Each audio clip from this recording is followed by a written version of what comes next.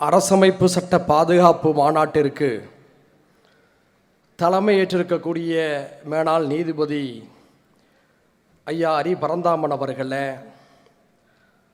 இந்த நிகழ்வை ஒருங்கிணைப்பதிலே தொடர் முனைப்பு காட்டி சிறப்பானதொரு தொடக்கத்தை நம்பிக்கை ஏற்படுத்தியிருக்கக்கூடிய அருமைக்குரிய சகோதரர்கள் மேனாள் அமைச்சர் மனோ தங்கராஜ் அவர்களே, உயர்நீதிமன்ற வழக்கறிஞர் திரு வாஞ்சிநாதன் அவர்களே, இந்த நிகழ்வில் எனக்கு முன்னாலே உரையாற்றிவிட்டு அமர்ந்திருக்கக்கூடிய பேராசிரியர் ஜவாஹிருல்லா அவர்களே, சகோதரர் நெல்லை முபாரக் அவர்களே, பேரொருட்பணி அறிவர் பால் பிரான்சிஸ் ரவிச்சந்திரன் அவர்களே, நிறைவாக உரையாற்றவிருக்கக்கூடிய சமூக செயல்பாட்டாளர் அருமைக்குரிய அண்ணன் திரு பிரகாஷ் ராஜ் அவர்களே, மேடையிலே அமர்ந்திருக்கக்கூடிய சான்றோர்களே, பெரியோர்களே, தலைவர்களே, எழுச்சியோடு வருகை தந்திருக்கக்கூடிய ஜனநாயக ஆற்றல்களே, உங்கள் அனைவரின் மீதும் ஏக இறைவனின் அமைதியும் ஆசையும் சூழ்க. மழை பெய்யும் மாலை பொழுதில் அந்த இடர்பாடுகளெல்லாம் மறந்துவிட்டு ஜனநாயகத்தை பாதுகாக்க வேண்டும், அரசியல் சட்ட அமைப்பை பாதுகாக்க வேண்டும் என்ற நோக்கோடு நாம் எல்லாம் இங்கே ஒன்று கூடியிருக்கின்றோம். இந்த மாநாட்டுக்கு வருவதற்கு முன்பாகவே பல சுற்று கலந்துரையாடல்கள் நடைபெற்றன.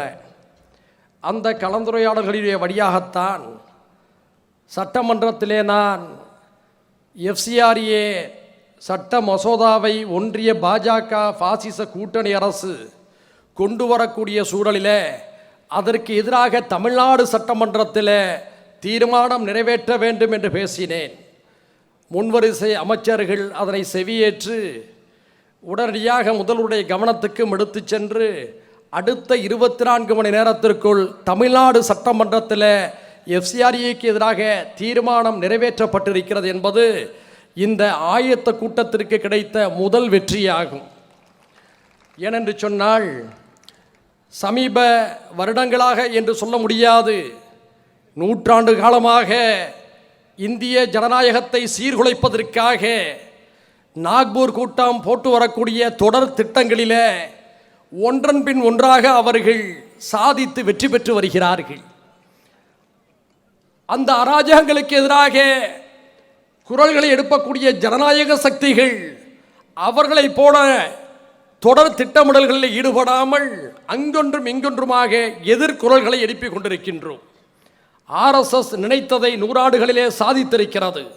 ஆனால் RSSக்கு எதிரான ஜனநாயக செயல்பாட்டாளர்களுடைய பணிகள் அதே போன்ற நுட்பத்தோடு செயல் திட்டங்களோடு இருந்ததா என்றால் இல்லை, இருக்கிறதா என்று சொன்னால் இல்லை. இன்று ஒரு நம்பிக்கையை நாம் வெளிப்படுத்தலாம். பாசிசத்தை வீழ்த்த வேண்டும் என்ற அந்த குறிக்கோளை நோக்கிய நம்முடைய பயணத்தில் நம்பிக்கை என்பது மட்டும்தான் பிரதானமாக இருக்கிறது. அதே நேரத்தில் நம்முடைய இந்த பயணத்தில் ஜனநாயக எழுச்சிகளத்தில் நாம் நிச்சயமாக வெற்றி பெறுவோம் என்ற நம்பிக்கை இருக்கிறது. ஆனால் 5 ஆண்டு காலத்தில் அவர்கள் ஏற்படுத்தியிருக்கக்கூடிய நுண்ணிய அபத்தங்களை, அரசமைப்பு சட்டத்துக்கு எதிரான திட்டமிடல்களை உடனே சரி செய்து விட முடியுமா என்று சொன்னால், எந்ததொரு புதிய ஆட்சி அமைந்தாலும் டெல்லியில் இவற்றை சரி செய்வதற்கே குறைந்தபட்சம் 10 முதல் 15 ஆண்டு காலம் ஆகும் என்ற யதார்த்தத்தை புரிந்து கொள்ள வேண்டும். ஏனென்று சொன்னால், நம்முடைய எதிரிகள் ஜனநாயகத்தன்மை உள்ளவர்கள் அல்ல, நச்சு சிந்தனையாளர்கள். கிடைக்கின்ற ஒவ்வொரு வாய்ப்பையும் தங்களுக்கு சாதகமாக பயன்படுத்தி கொண்டு தங்களுடைய சித்தாந்தங்களை எப்படியெல்லாம் புகுத்த வேண்டுமோ அதையெல்லாம் புகுத்துவிட்டு எல்லா துறைகளிலும் தலைநிமிர்ந்து நிற்கிறார்கள்.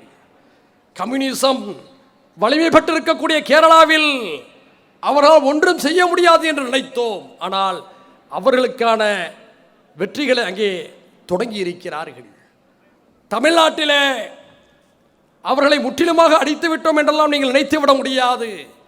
களத்தில் அவர்கள் பலகீனப்படுத்தப்பட்டிருக்கலாம், ஆனால் அதிகார மையங்களில் எல்லா இடங்களிலும் ஊடுருவி இருக்கிறார்கள் என்பதற்கு உதாரணம்தான் மதுரை நீதிமன்றத்துடைய தோற்றம் நம் முன்னால் காட்சியளித்துக் கொண்டிருக்கிறது. நீதிமன்றத்தில் இடஒதுக்கீடு வேண்டும் என்ற குரல் எவ்வளவு அவசியம் என்பதை நீதிமன்றங்கள் வழங்கக்கூடிய தீர்ப்பின் வாயிலாக நாம் புரிந்து கொள்கின்றோம். இப்பொழுதெல்லாம் நீதிமன்றங்கள் வழங்குவது நீதியா தீர்ப்பா என்ற ஒரு கேள்வி எழுந்திருக்கிறது.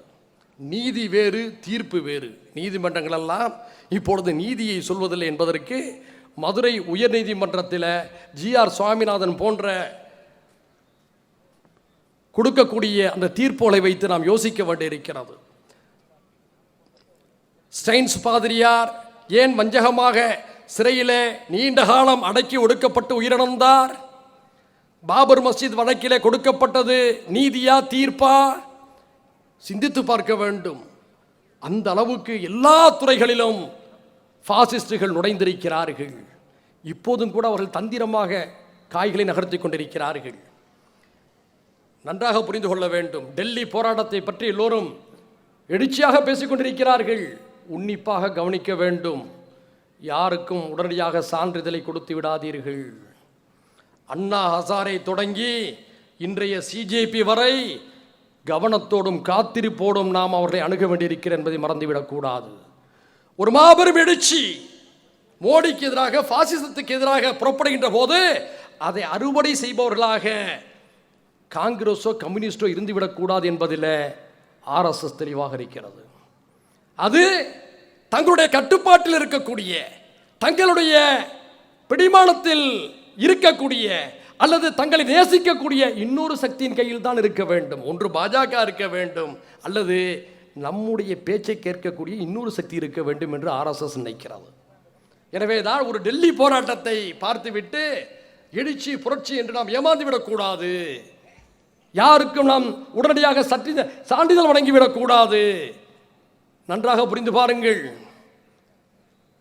கம்யூனிஸ்டுகள் வளர்வதை விரும்பவில்லை.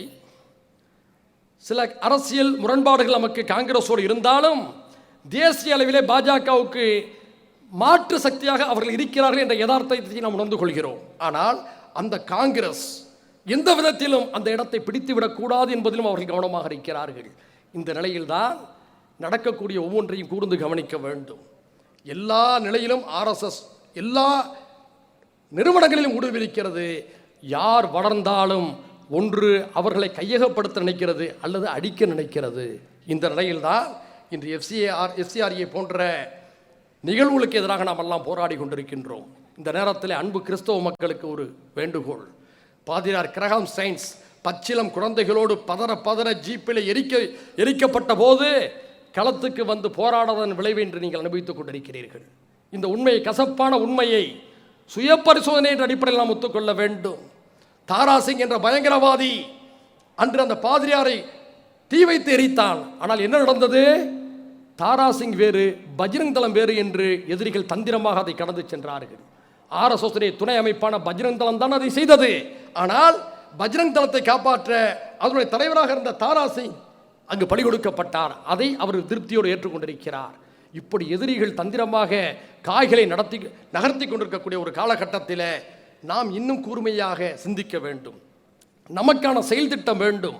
இங்கு அண்ணன் பிரகாஷ்ராஜ் வந்திருக்கிறார். தென்னிந்தியா முழுக்க ஒரு பாசிச எதிர்ப்பு கருத்திலை விதைத்து கொண்டிருக்கிறார். பல அறிஞர் பெருமக்கள், அண்ணன் அறிவானந்தாமன் போன்ற சித்தாந்தவாதிகள், சிந்தனையாளர்கள் சிந்திக்கின்றோம், பேசுகின்றோம். ஆனால் ஒன்றுபட்ட செயல் திட்டம் நம்மிடம் இருக்கிறதா? ஆனால் ஆர்எஸ்எஸ் ஒன்றுபட்ட செயல் திட்டம் இருக்கிறது. பாரதிய ஜனதா கட்சியிடம் இருக்கிறது. ஆனால் அவர்களுக்கு எதிராக களமாடக்கூடிய நம்மிடம் ஒன்றுபட்ட செயல் திட்டம் இல்லை என்ற உண்மையை ஒத்துக்கொள்ள வேண்டும். அதற்கு மாற்று என்ன என்பதை சிந்தித்து நாம் ஒன்று கூடி ஒரு செயல் திட்டத்தை வகுத்தால் மட்டும்தான் மக்கள் எழுச்சியை கட்டமைக்க முடியும் என்பதை மறந்துவிடக்கூடாது. எனவே இந்த பயணம் என்பது ஒரு தொடக்கம். இந்த தொடக்கத்தை நாம் எவ்வாறு அடுத்தடுத்த கட்டத்துக்கு எடுத்துச் செல்ல போகின்றோம்? இதில் அரசியல் இருக்கக்கூடாது, கூட்டணி இருக்கக்கூடாது. ஜனநாயகத்தன்மையோடு அரசியலமைப்பு சட்டத்தை பாதுகாக்க வேண்டும் என்ற உணர்வோடு, பாசிசம் வீழ்த்தப்பட வேண்டும் என்ற திட்டத்தோடு மட்டுமே இந்த ஒன்றுகூடல்கள் இருக்க வேண்டும். அதை நோக்கிய பயணத்திலே நாம் ஒருங்கிணைந்து நுட்பத்தோடு செயல்பட்டால் நிச்சயமாக நாம் வெற்றி பெற முடியும்.